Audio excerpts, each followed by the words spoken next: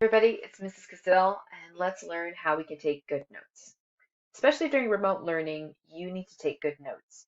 Information you're learning sits in your short-term memory for a very tiny amount of time and disappears if you don't use it again.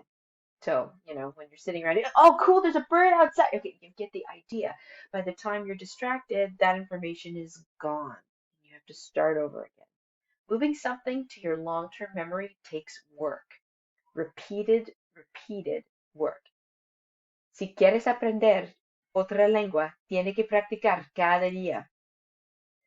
So, research shows us that school is one of the things that helps you do this because you are there every day. We help you repeat information. But now you choose when and how you engage with your learning. That has some serious pros, but it also has some serious cons. So, turns out we're forgetful. There's something called the curve of forgetting, which basically models how information disappears from our short-term memory over time unless it is repeated. So if we want to repeat something, or if we want to learn it, we repeat it over and over and over again. And that resets that curve of forgetting and actually changes the rate at which we forget. So you need to take charge of this since you're learning remotely. And good notes are going to help you do that. Interacting with good notes every day is going to help you reset that curve of forgetting even more. Now, I know what you're thinking, okay? So you're thinking, wait, if I just take a picture or get a screenshot or save a copy of the teacher's notes, I've got them, right? No, I've got them. I did the repeated practice to make those notes, to practice that lecture, to make that assignment, to figure out the answers. So I have that knowledge. You're just sliding down that curve of forgetting all the way to the bottom. Hey, but wait. This is the modern age. It's all on the internet. I can just look it up. So I want you to imagine something for a second.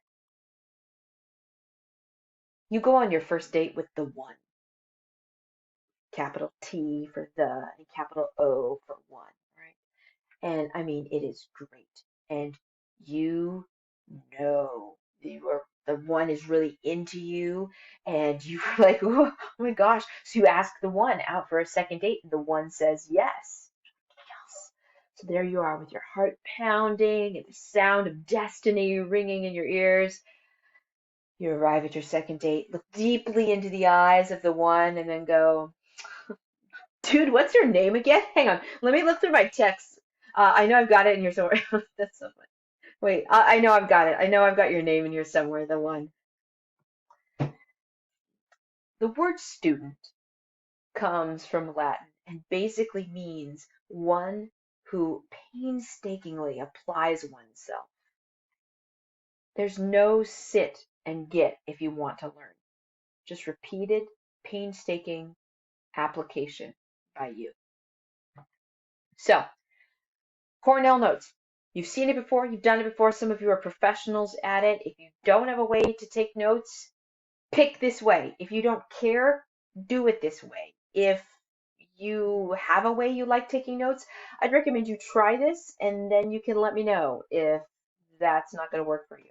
But this is a strategy and it's one that works. I'd recommend that you write your notes in a notebook. I'm a physicist, that's how we do, but you could type notes like this too. So Cornell Notes involve several structures. So there's a title that makes sense. There's a date in the upper right corner. There's an essential question, which is not a what is science kind of question, but a deeper question, a higher level concept-based question.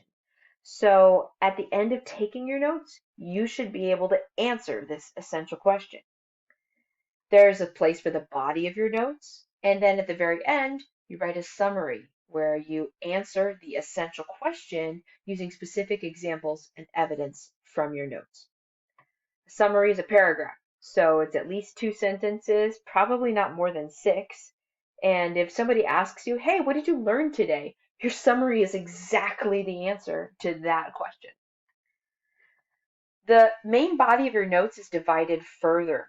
So there's a questions column. So think about like the margin of your paper where that pink line is a great demarker for that. But the majority of your page is for your notes. You might further set up that area to include other things as well. So um, that's how you set up your notes. And now you need to interact with them. So maybe on Monday you take these notes in a Google Meet with your class, and then on Tuesday you need to crack open your notebook and read these again. Annotate your notes, meaning add notes to your notes. Use color, underline, highlight, doodle, do everything possible to engage you with the notes that you've taken. Number the ideas in your notes. Use bullets or indentations to add and group ideas. Circle key vocabulary words that you think you're going to use over and over again. Mark your notes and make them more than just a verbatim copy of the teacher's slide. Make them yours.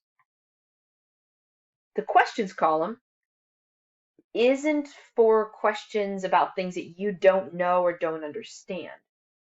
The questions column is not for things that aren't in your notes. So, for example, if you've just been taking notes about how to calculate acceleration in your physics class and your teacher casually says, hey, for my calculus peeps, acceleration is the derivative of velocity. And you're like, dude, I'm not in calculus. What is a derivative? That's not a helpful question. That question isn't answered by your notes. It's not answered in the lecture. You didn't miss it. It's something that you don't know.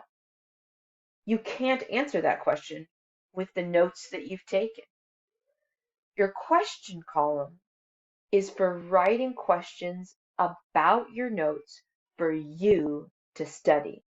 So, for example, if you wrote in your notes, acceleration is the change in velocity over time from your teacher's slides, in the question column, you could write, how do you mathematically calculate acceleration?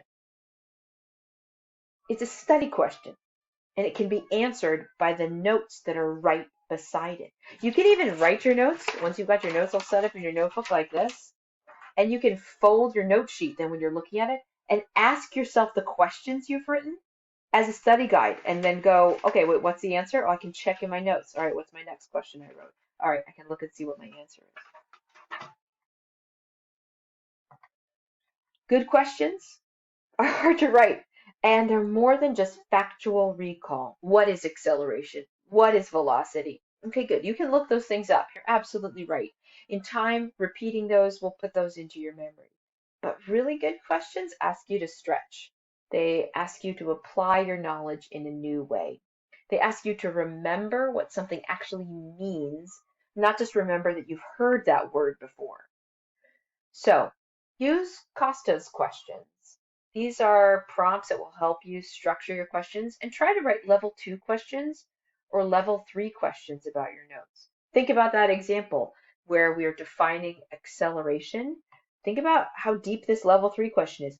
Predict what will happen to velocity as acceleration is changed. You have to really understand the ideas there in order to answer that question. If you haven't already at this point, after you've gone through and annotated those notes, written your questions in that left side column, write your summary. Reread your notes, reread your questions you wrote, reread that essential question, and then answer it using specific evidence and examples from your notes. That's it. That's how you take Cornell Notes.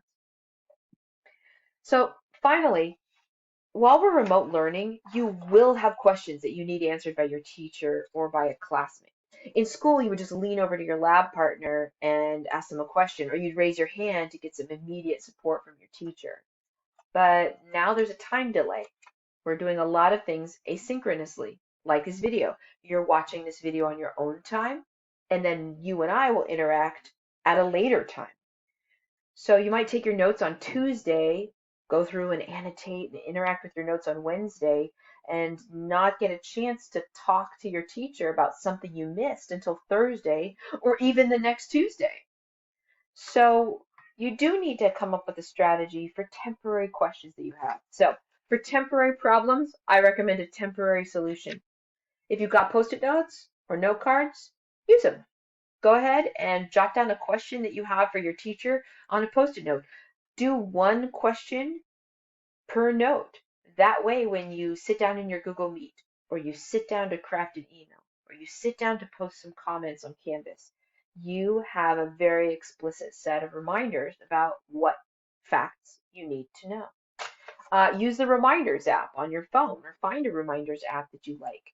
So that way you can just add a new item for every single question that you have.